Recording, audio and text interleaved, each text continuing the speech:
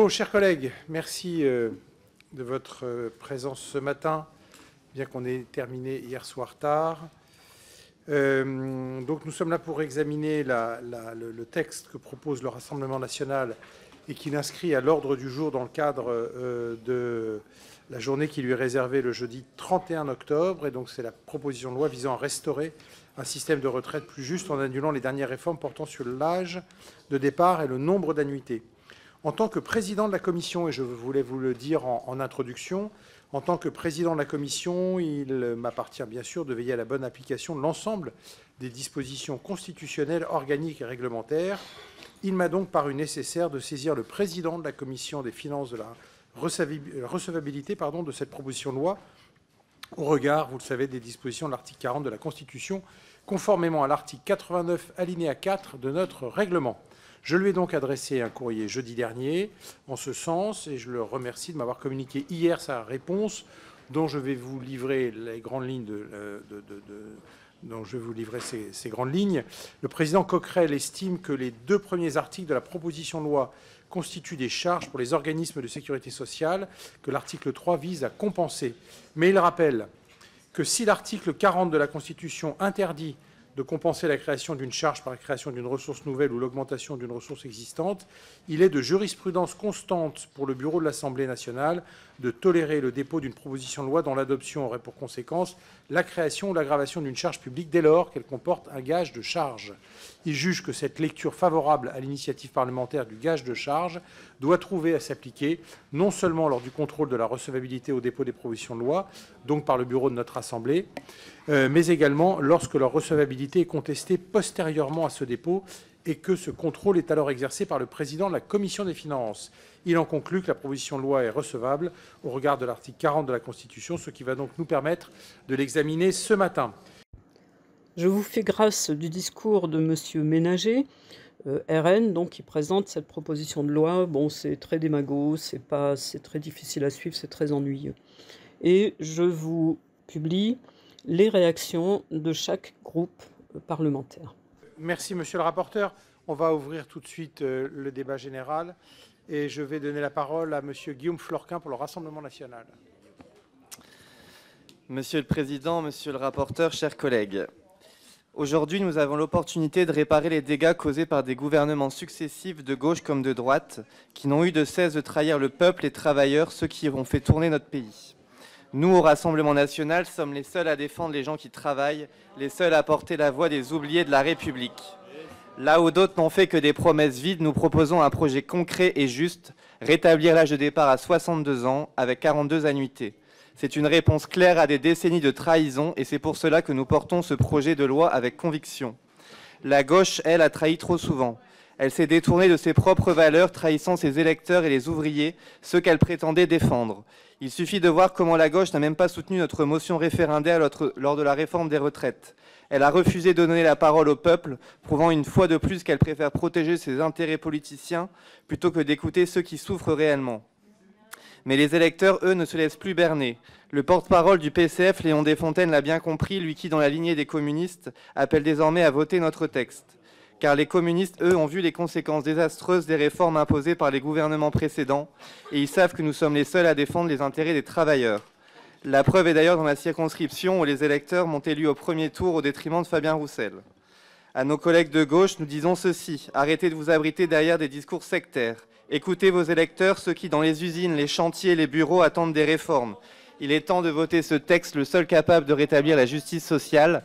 Quant à l'ancienne majorité, continuez-vous à défendre un bilan aussi désastreux ou allez-vous enfin reconnaître vos erreurs et vous ranger du côté de ceux qui travaillent pour ce pays? Les Français nous regardent, je vous remercie. Merci beaucoup. Pour le groupe Ensemble pour la République, je donne la parole à Prisca Thévenot. Merci, Monsieur le Président. Monsieur Ménager, si j'en crois le slogan de votre famille politique, quand le peuple vote, le peuple gagne. Eh bien, laissez-moi leur répondre que quand le RN propose des textes au vote, le peuple peut perdre beaucoup. Car oui, nous sommes réunis aujourd'hui pour étudier le premier texte de cette législature proposé par le Rassemblement national. Est-ce une proposition pour redresser les comptes publics? Non. Est-ce une proposition pour défendre le pouvoir d'achat des retraités? Non plus. Est-ce une proposition pour garantir la pérennité de notre système de solidarité intergénérationnelle? Toujours pas. Le seul objectif de ce texte est, pour le Rassemblement national, l'occasion de faire un coup politique en se livrant au jeu du « je t'aime, moi non plus » avec la France insoumise. Par cette proposition de loi, vous rappelez ce que nous avons et nous savons ici à l'Assemblée nationale depuis 2022, que vous et le Rassemblement national et la LFI, vous êtes unis dans la démagogie. Alors vous et vos nouveaux amis, qu'allez-vous dire aux 850 000 retraités qui, grâce à la réforme que vous voulez supprimer, ont pu avoir une revalorisation de leur petite pension? Alors vous et vos nouveaux amis, qu'allez-vous dire aux enfants orphelins qui, grâce à la réforme que vous voulez supprimer, peuvent percevoir une pension jusqu'à 21 ans et sans limite d'âge pour les orphelins en situation de handicap? Alors vous et vos nouveaux amis, qu'allez-vous dire aux sportifs de haut niveau qui, grâce à la réforme que vous voulez supprimer, peuvent racheter des trimestres grâce à leur engagement sportif? Vous allez leur dire à toutes ces personnes que finalement votre coup politique compte beaucoup plus que leur quotidien, que leurs besoins, simplement parce que vous avez envie de vous faire de nouveaux amis au titre de la LFI? Et ne me dites pas, voyons, nous ne voulons pas abandonner ces avancées car nous voulons simplement toucher aux paramètres de la réforme qui a été faite. Vous savez très bien qu'en touchant ce critère précisément, vous empêchez le financement des avancées permises que je viens de citer. Alors vous l'aurez compris, le groupe L'Ensemble pour la République défendra l'intérêt de ces personnes et s'opposera à votre coup politique. Merci. Pour le groupe de la France Insoumise, je donne la parole à Madame Catala, Gabrielle Catala. Président, collègues, l'extrême droite se présente aujourd'hui à nouveau parée de son vernis social, espérant faire croire qu'elle souhaite abroger cette réforme et que son texte peut aboutir. Cet énième mensonge est la suite d'une longue série.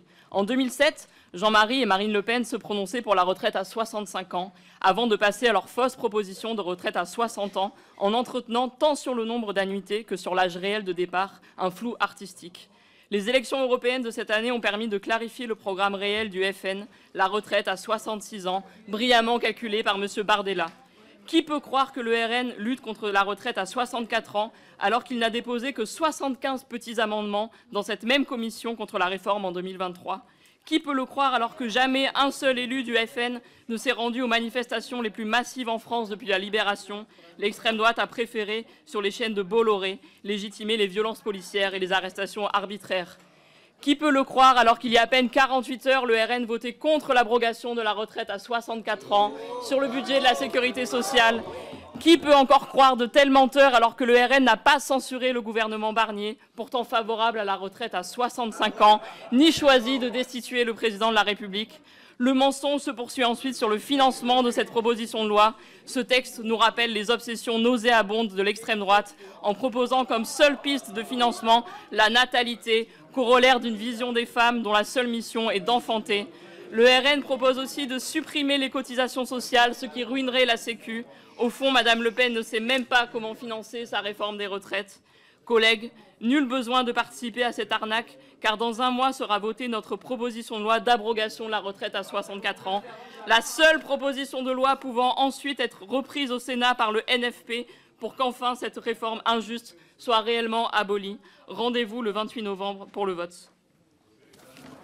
Merci beaucoup. Pour le groupe socialiste, je donne la parole à Sandrine Runel. Monsieur le Président, Monsieur le rapporteur, je vais vous expliquer en moins de 2 minutes en quoi votre proposition de loi d'abrogation de la réforme des retraites est une escroquerie.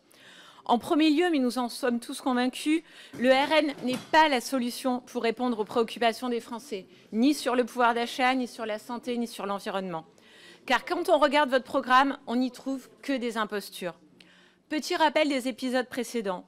En juin 2023, vous vouliez inscrire la progressivité en fonction de l'âge d'entrée dans la vie active. En mai 2024, pendant la campagne des européennes, Jordan Bardella proposait d'allonger l'âge légal de départ à la retraite à 66 ans. Le 12 juin 2024, pendant la campagne des législatives, le même Jordan, président du Rassemblement national, désireux d'apparaître raisonnable, affirmait qu'il faudrait faire des choix et que le retour à la retraite à 60 ans ne ferait pas partie de ses priorités. En octobre 2024, et là, vous voulez abroger la réforme des retraites et revenir à 62 ans. Mais votre projet, au final, c'est quoi? Ruiner le système par répartition en réduisant toujours davantage les cotisations? Mais vous êtes pris pour des macronistes? Vous êtes pour des Mozart de la retraite? Et donc, votre projet, c'est quoi? Parce qu'on s'y perd dans tous vos coups de com'. Ce qui est certain, c'est que si vous vouliez vraiment abroger cette réforme si injuste, c'était facile. Vous auriez censuré le gouvernement de Michel Barnier il y a quelques semaines. Vous pourriez voter nos amendements d'abrogation dans le cadre de l'examen du budget de la sécurité sociale. Et surtout, vous auriez été là avec nous dans la rue pendant les manifestations de janvier à mai 2023, avec les syndicats, les travailleurs, les partenaires sociaux. Pendant plus de 4 mois, des grèves et manifestations se sont succédées, témoignant du soutien de cette grande majorité de la population à la mobilisation. Mais vous étiez où pour défendre les plus précaires, les petites retraites, les carrières hachées, les métiers pénibles et les femmes dont vous parlez tant ? Nous, socialistes, nous dénonçons cette réforme injuste. Nous avons toujours été dans la rue, nous le serons encore. Et plutôt que de mentir aux électrices et aux électeurs comme vous le faites, nous ne participerons pas à cette escroquerie. Merci beaucoup. Je vais tout de suite donner la parole pour la droite républicaine à Thibault Bazin. Merci Monsieur le Président, Monsieur le rapporteur, mes chers collègues. Nous voici réunis en commission des affaires sociales pour examiner la proposition de loi portée par le groupe RN qui propose de revenir sur la réforme des retraites de 2023 en rétablissant l'âge d'ouverture des droits à 62 ans à compter de la génération 1955. Étonnant, alors que les personnes concernées ont 69 ans aujourd'hui et sont déjà à la retraite pour l'immense majorité. Vous revenez même dans le dispositif de l'article 1 sur ceux qui sont nés en 1951 et qui ont aujourd'hui 73 ans. La com a un peu de limite. La proposition de loi du RN vise également à abaisser la durée de cotisation pour l'obtention du taux plein. Il s'agirait de revenir à 42 annuités au lieu des 43 annuités votées sous le quinquennat de Hollande, un peu dans la lignée du programme du NFP. Quel en serait l'impact? Un déficit encore plus important qu'aujourd'hui, 3,4 milliards en 2025, 16 milliards par an à partir de 2032. Alors quelles conséquences aurait ce déséquilibre des caisses de retraite pour les Français? Soyons clairs, une baisse des pensions ou une augmentation des cotisations, c'est-à-dire une baisse du pouvoir d'achat, soit pour les retraités, soit pour les actifs, peut-être pour les deux, et c'est inacceptable. Notre système de retraite, le Conseil d'orientation des retraites l'a rappelé, est en déficit. La réforme a limité ce déficit, mais s'avère insuffisante au regard des hypothèses. La droite républicaine souhaite rappeler que le Premier ministre Michel Barnier s'est dit lors de son discours de politique générale ouvert à des aménagements raisonnables et justes, en concertation avec les partenaires sociaux, tout en rappelant qu'il est impératif de préserver l'équilibre durable de notre système de retraite par répartition. Il a ainsi fixé 2 priorités de travail, l'emploi des seniors et le système d'indemnisation du chômage. Certaines limites de la loi votée le 15 avril 2023 peuvent être corrigées. Les questions de retraite progressive, de l'usure professionnelle, de l'égalité entre les femmes et les hommes face à la retraite méritent mieux que des fins de non-recevoir. Plutôt que la menace sur nos pensions de retraite générée par votre proposition de loi, il vaudrait mieux s'atteler à améliorer le soutien aux travailleurs ayant des enfants et le taux d'emploi. Nous avons d'ailleurs des propositions concernant les seniors. La seule question qui vaille, c'est l'intérêt des Français, retraités et actifs sans les opposer, et c'est une question de solidarité intergénérationnelle. Ce sont les raisons pour lesquelles le groupe de la droite républicaine s'y opposera. Merci beaucoup. La parole maintenant au groupe écologiste social, Monsieur Lucas Lyndy.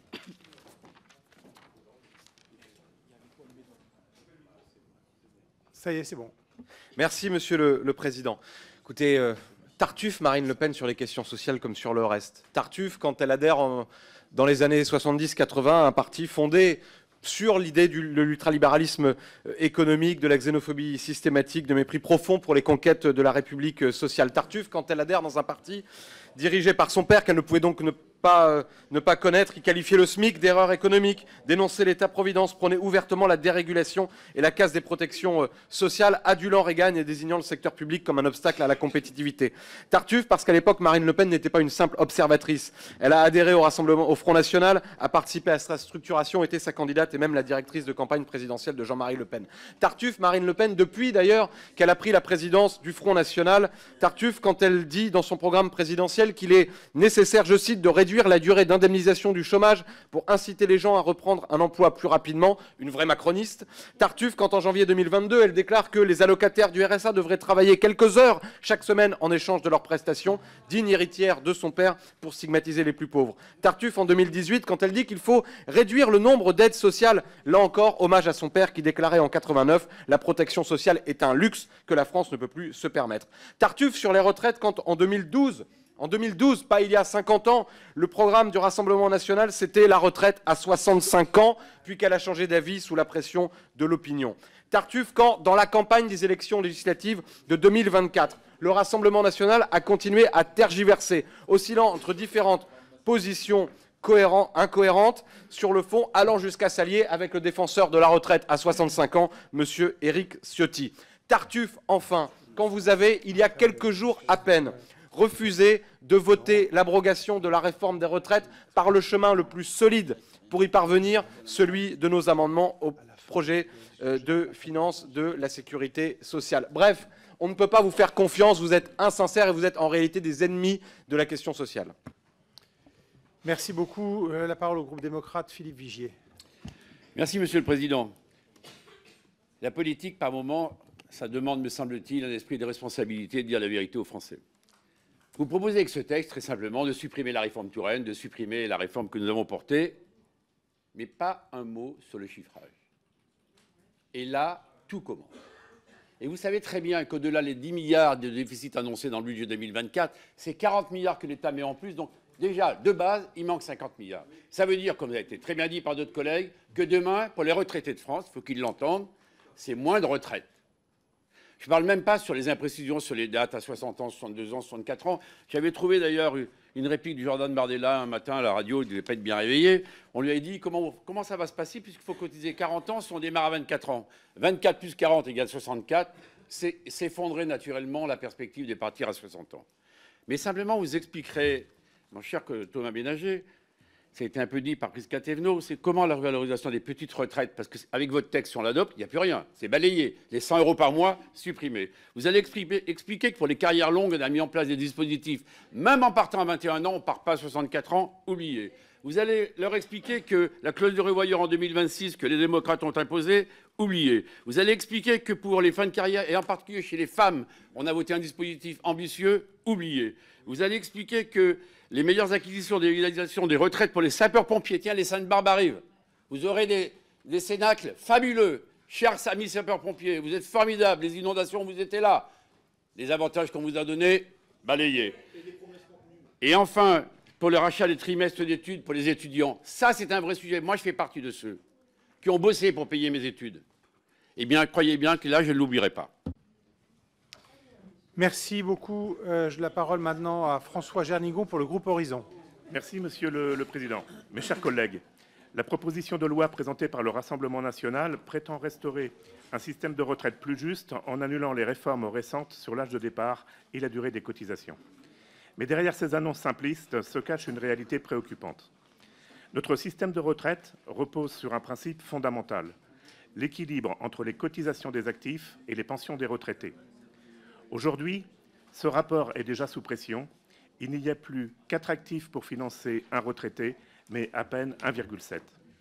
Face à ce constat, les réformes que nous avons engagées sont indispensables pour éviter un effondrement financier. Ce que propose le RN, en revanche, c'est de revenir sur ces réformes sans aucune solution sérieuse pour financer ce retour en arrière. Réduire l'âge de départ à 62 ans et abaisser la durée de cotisation, c'est s'engager dans une fuite en avant qui creuserait le déficit de plus de 15 milliards d'euros d'ici 2030. Pourtant, j'ai été surpris de constater que votre contre-budget, qui prévoit difficilement 13 milliards d'économies, omet tout simplement le coût colossal de cette proposition. Alors, est-ce un manque de sérieux ou une volonté délibérée de tromper les Français? La question se pose. En réalité, il y a 3 possibilités. Diminuer les pensions des retraités, augmenter les cotisations ou travailler globalement plus longtemps. En refusant de faire ce choix, vous mettez en péril le système de retraite dans son entier. Concentrons-nous plutôt sur des solutions concrètes, comment favoriser l'emploi des seniors et renforcer la transmission des savoirs en entreprise. On peut critiquer les réformes, mais encore faut-il avoir le courage d'assumer les conséquences de ses propres choix. Le Rassemblement national, lui, choisit la facilité en promettant tout et son contraire sans jamais apporter de solution crédible. Nous voterons donc contre cette proposition de loi populiste et irresponsable, preuve de l'imposture du Rassemblement national sur des questions si essentielles. Nous défendons un système viable, capable de garantir des pensions justes pour tous. Le groupe Horizon et Indépendants votera donc contre cette proposition de loi. Je vous remercie. Merci beaucoup. La parole à Stéphane Viry pour le groupe LIOT. Merci, Monsieur le Président. Notre groupe veut que la question des retraites soit revue parce que la situation actuelle en France est insatisfaisante et c'est la raison pour laquelle le groupe avait souhaité, au terme de la présente législature, qu'il y ait effectivement une proposition de loi à l'ordre du jour.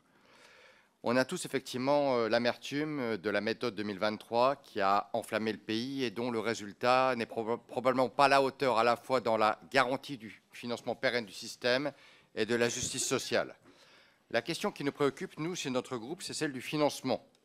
Financement équitable, financement durable du système de retraite pour tout simplement assurer aux Français des pensions de retraite et des mesures de justice. La base pour nous, c'est la conférence de financement. Véritablement se mettre autour de la table, arrêter les chicailleries, regarder comment on peut garantir des retraites d'un montant suffisant et équitablement à tous les Français. Et on défend, vous l'avez compris, plus de justice, tenant compte des situations individuelles, des parcours professionnels et notamment la pénibilité. Et pour dire les choses, notre groupe est prêt à trouver des compromis, avec pragmatisme, avec réalisme, avec efficacité. Et la proposition de loi qui nous est proposée, elle n'est pas sérieuse. Sur cette proposition de loi, le groupe RN se paye de mots, joue aux apprentis sorciers en déséquilibrant totalement les bases même de notre régime de financement. On aurait apprécié effectivement qu'on parle de l'emploi des seniors, qu'on parle effectivement des nouvelles recettes à trouver pour permettre de garantir le paiement des pensions, pour apporter plus de droits à celles et ceux qui le méritent. On aurait souhaité qu'il y ait des incitations concrètes à travailler plus longtemps en levant un certain nombre de conditions qui actuellement sont trop restrictives. On aurait aimé déjà des mesures de justice sociale, qu'on évoque la pénibilité, qu'on évoque des solutions que la réforme de 2023 nous a pas permis d'aller. Donc c'est la raison pour laquelle, en l'état, on considère que cette proposition de loi, elle est opportuniste et qu'elle ne permet pas de corriger un système qui, en l'état, effectivement, est insatisfaisant. Merci. Yannick Monnet pour le groupe Gauche démocrate et républicaine. Merci, Monsieur le Président. Il y a deux débats, en fait. Il y a le débat pour ou contre la réforme des retraites, et je ne reviendrai pas sur ce débat-là. Je pense que les positions de chacun sont relativement claires. Et ensuite, il y a la question que ce soit le Rassemblement national qui porte cette question. Et oui, c'est un coup politique que le Rassemblement national est en train de faire. C'est de l'opportunisme, à tel point que je pense même que, comme je considère que le Rassemblement national est à la botte du capital, je suis sûr qu'il serait bien embêté que cette proposition de loi passe. Mais passons. Je pense que cette question cruciale mérite mieux, parce que oui, je pense que le Rassemblement national, comme mes collègues, sont des fossoyeurs de la question sociale, et notamment sur la question des retraites. J'en veux pour preuve les déclarations de votre leader, Jordan Bardella, qui considérait que la France n'avait pas les moyens de revenir sur cette réforme. Votre conception de la sécurité sociale, tout simplement, puisque vous vous êtes opposé à toute augmentation de recettes de la sécurité sociale. Et pourtant, ces recettes sont indispensables pour que les gens puissent bénéficier d'une bonne retraite, avec de bonnes pensions. Mais systématiquement, vous vous opposez à toutes ces augmentations. Et la troisième chose, c'est que vous n'avez jamais soutenu la grande mobilisation populaire contre cette réforme, vous contentant au mieux de compter les points.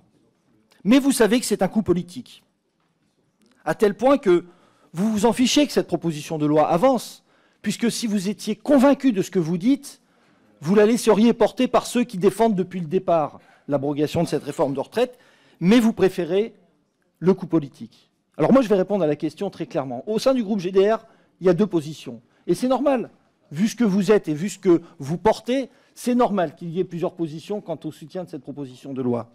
Pour ma part, je n'aurai pas de pudeur d'initié. Je considère que c'est l'intérêt supérieur et, en plus, j'ai toujours apporté quelques vertus à voler les voleurs. Et donc, si la proposition de loi reste en l'état, je la voterai. Merci beaucoup. La discussion générale est terminée. Je n'ai pas d'orateur supplémentaire inscrit.